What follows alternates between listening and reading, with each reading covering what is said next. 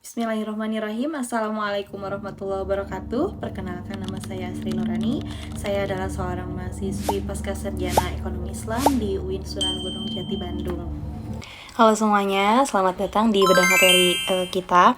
Jujur untuk saat ini saya antusias banget buat ngebahas topik kali ini karena kita bakal membedah sebuah konsep yang bisa dibilang bakal merubah total cara pandang kita memandang dunia keuangan. Hari ini kita fokus mengupas tuntas mekanisme profit and loss sharing atau kita sebut dengan sebutan PLS. Kita akan lihat gimana sih peranannya dalam menciptakan keseimbangan makroekonomi, stabilitas, dan pastinya keadilan distribusi pendapatan di dalam sebuah sistem ekonomi yang bebas dari bunga. Bayangkan sebuah sistem yang nggak berbasis utang, yang jauh lebih stabil, bahkan tahan banting saat krisis, dan yang paling penting jauh lebih adil buat semua pihak. Oke, mari kita bahas isu utamanya ya. Pernah nggak sih kepikiran suatu kelemahan yang benar-benar mendasar di sistem keuangan konvensional kita yang sekarang? Misalnya, kita meminjam uang untuk buka usaha. Tiba-tiba ada krisis global, bisnis ini menjadi bangkrut. Kemudian apa yang terjadi? Bank akan tetap aja gitu ya nuntut cicilan bunga dan pokok pinjaman yang memang harus dibayar. Nah, disinilah letak ketidakadilan strukturalnya. Resiko kegagalan itu hampir 100% ditanggung oleh si peminjam. Sementara si pemberi pinjaman ini dapat keuntungan atau mendapatkan kepastian keuntungan yang terus-menerus. Apa ini cara terbaik buat kita ngebangun ekonomi yang sehat? Biar gampang bayanginnya, coba ibaratkan sistem konvensional itu kayak kapal di tengah badai. Utang dan bunga itu ibarat jangkar besi yang berat banget, yang terus-menerus narik kapal itu ke dasar laut pas ombak lagi ganas-ganasnya. Semua resiko ini ada di pihak si peminjam.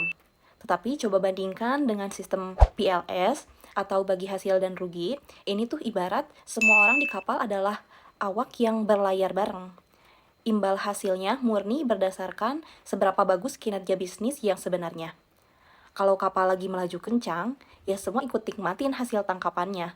Tetapi kalau keluar badai datang atau misalnya badainya lagi datang, ya kerugiannya juga dipikul untuk bareng-bareng. Jadi kapalnya nggak langsung tenggelam begitu aja. Sekarang kita akan masuk ke bagian yang pertama. Konsep inti dari profit and loss sharing. Analogi kapal yang berlayar tadi ngebawa kita ke definisi mendasar ini. Secara formal, PLS itu adalah mekanisme di mana penyedia dana dan pengelola usaha sepakat buat bagi hasil dari keuntungannya sekaligus. Nah, ini tuh penting gitu ya, menanggung resiko kerugian finansial bareng-bareng sesuai dengan porsi yang telah disepakati di awal. Intinya, kita tuh lagi mendefinisikan ulang apa itu modal. Secara langsung ngikat sektor keuangan dengan sektor real. Uang itu nggak bisa beranak pinak dengan sendirinya gitu ya. Uang itu bisa menghasilkan uang lagi kalau dia benar-benar diinvestasikan ke usaha yang produktif, yang nyata, dan berjalan sukses di lapangan. Literatur membagi mekanisme ini ke dalam dua instrumen utama. Pertama adalah mudorobah. Gampangnya, mudorobah itu adalah satu pihak full untuk menyediakan 100% dana dan pihak lain itu full untuk menyediakan tenaga dan keahlian buat mengelola bisnisnya. Yang kedua adalah musyarakah.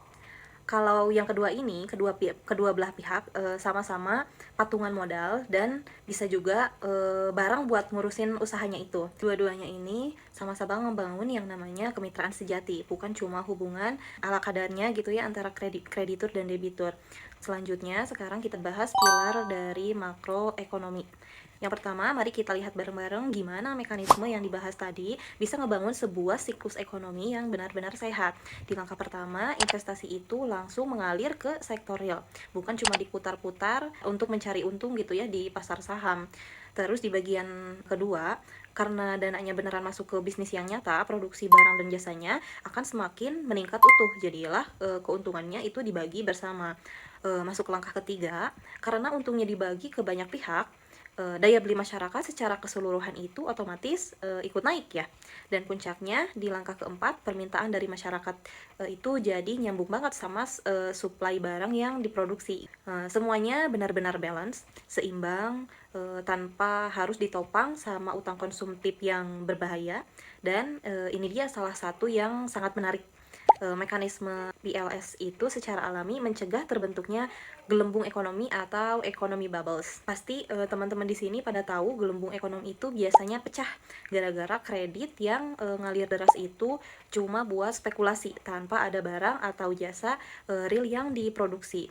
Nah, karena PLS ini wajib didasarkan pada performa bisnis yang aktual di lapangan, sistem ini tuh langsung jadi semacam rem otomatis terhadap perilaku spekulasi yang kelewat batas dan membahayakan ekonomi. Selanjutnya, kita beralih ke pilar yang kedua, penyangga guncangan otomatis. Tabel ini ngejelasin dengan sangat bagus apa yang sebenarnya terjadi ketika masa krisis. Coba perhatikan pinjaman konvensional pas krisis melanda, beban bunga itu kan harus tetap dibayar. Kemudian bisnisnya jadi kehabisan cash, ujung-ujungnya kebangkrutan massal dan efek domino yang bikin sektor perbankan ini ikut hancur. Tapi coba sebaliknya, di sisi sebelahnya, sistem PLS itu kalau profit lagi anjlok, beban bagi hasil buat si investor juga akan turun kan. Nah, tekanan buat kas perusahaan ini jadi berkurang drastis. Bisnisnya itu jadi punya napas buat bertahan hidup dan resiko krisis itu jadi tertahan. Karena ya kerugiannya didistribusikan ke banyak pihak, nggak numpuk di satu tempat. Penghapusan kewajiban bunga tetap ini benar-benar sebuah penyelamat yang nyata gitu ya. Dengan PLS, aruskah sebuah bisnis itu sejalan dengan kewajiban keuangannya? Pas penjualan lagi turun karena krisis, ya itu jadinya nggak masalah. Itu bukan vonis mati gitu ya bagi si pengusaha ini, memastikan roda ekonomi nggak langsung macet dan berhenti gara-gara masalah likuiditas jangka pendek. Selanjutnya masuk ke pilar ketiga, yaitu keadilan distribusi dan pemerataan. Pilar yang satu ini sangat menyentuh aspek kemanusiaan kita. Dan poin krusialnya itu berakar kuat pada suatu kaidah ini, yaitu kaidah al-ghurmu bil ghumni, yaitu hak untuk dapat untung itu harus selalu diiringi dengan kesiapan untuk menanggung resiko. Ini tuh bukan sekadar kutipan yang keren di buku gitu ya, ini benar-benar fondasi moral dan ekonomi bebas bunga. Kan rasanya nggak logis banget gitu ya kalau yang punya modal cuma duduk manis aja nungguin untung yang pasti, sementara si pengusaha ini banting tulang, peras keringat gitu dan sendirian menanggung bayang-bayang kebangkrutan. Jadi kalau kita ringkas, dampak nyatanya buat masyarakat itu ya luar biasa. Sistem ini mendistribusikan hasil secara adil dan proporsional ke semua pihak yang udah berkontribusi.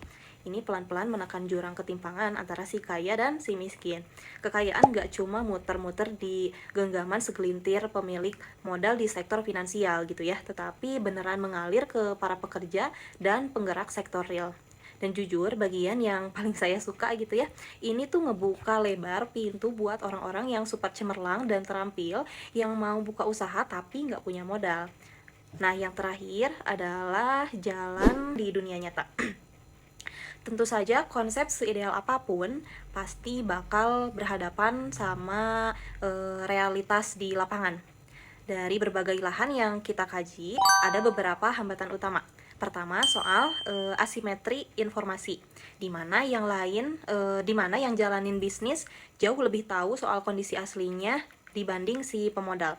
Hal ini tuh gampang banget memicu hazard atau gampangnya kecurangan waktu ngelaporin keuntungan. Nah, karena takut dicurigai, pemodal ini harus ngeluarin uang lebih banyak gitu ya, cuma buat memantau kinerja bisnis itu secara langsung. Kemudian belum lagi literasi masyarakat soal instrumen keuangan ini juga harus banget ditingkatkan. Intinya, biar bisa jalan optimal, sistem ini butuh tata kelola yang luar biasa transparan, penegak hukum yang tegas, dan standar pelaporannya yang sangat kuat. Sebagai penutup bedah materi kali ini, saya mau ninggalin satu pertanyaan mendalam buat teman-teman yang nonton untuk teman-teman renungkan. Kalau kita lihat gitu ya, betapa rentannya sistem keuangan konvensional kita yang berbasis utang ini, di mana krisis terus saja berulang dan ketimpangan semakin parah. Mungkinkah beralih ke prinsip profit and loss sharing ini bukan lagi sekadar alternatif pilihan, melainkan udah jadi kebutuhan mendesak buat nyelamatin ekonomi global kita di masa depan? Coba deh pikirin pergeseran paradigma ini. Pemahaman yang kita bahas hari ini adalah langkah pertama menuju sistem yang lebih stabil dan pastinya adil buat kita semua. Terima kasih kepada teman-teman yang sudah menonton video saya sampai habis. Tetap semangat untuk belajar. Assalamualaikum warahmatullahi wabarakatuh.